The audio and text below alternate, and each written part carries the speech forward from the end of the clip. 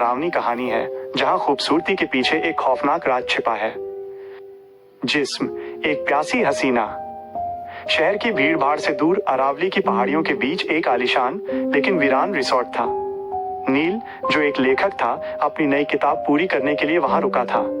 वहां के स्थानीय लोग उस जगह को हसीनों का कब्रिस्तान कहते थे, लेकिन नील इन बातों को अंधविश्वास मानता था।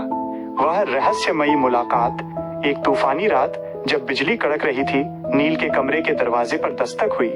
दरवाजा खोलते ही उसके सामने एक बला की खूबसूरत औरत खड़ी थी। उसने लाल रंग का लिबास पहना था और उसकी आंखों में एक अजीब सी कशिश थी। नील, आप इस वक्त? इतनी बारिश में? हसीना, माया। मेरा नाम माया है।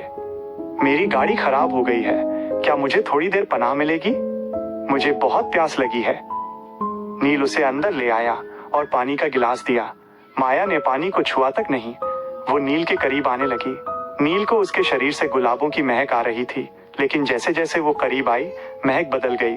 अब वहां से किसी पुरानी सड़ती हुई लाश की गंध आने लगी थी। अचानक कमरे का तापमान शून्य से नीचे गिर गया। नील ने शीशे मिरर में देखा और उसके रोंगटे खड़े हो गए। शीशे में कोई खूबसूरत औरत नहीं, बल्कि एक सफेद कंकाल खड़ा था, जिसके ऊपर जगह जगह से मांस लटका हुआ था। मेरी प्यास पानी से नहीं, इंसानी जिस्म की गर्मी से बुझती है, माया की आवाज अब गूंज रही थी। माया का खूबसूरत चेहरा अब किसी फटे हुए नकाब की तरह लटक रहा था। उसने अपने लंबे और नुकीले नाखूनों से नील के हाथ को जकड़ लिया। नील चिल्लाना चाहता था, लेकिन उसकी आवाज हलक में ही दब गई। माया उसकी जवानी और उसके जिस्म की ऊर्जा को सोख रही थी, ताकि वो अपनी खूबसूरती को बरकरार रख सके। अगली सुबह होटल के कमरे में कोई नहीं था।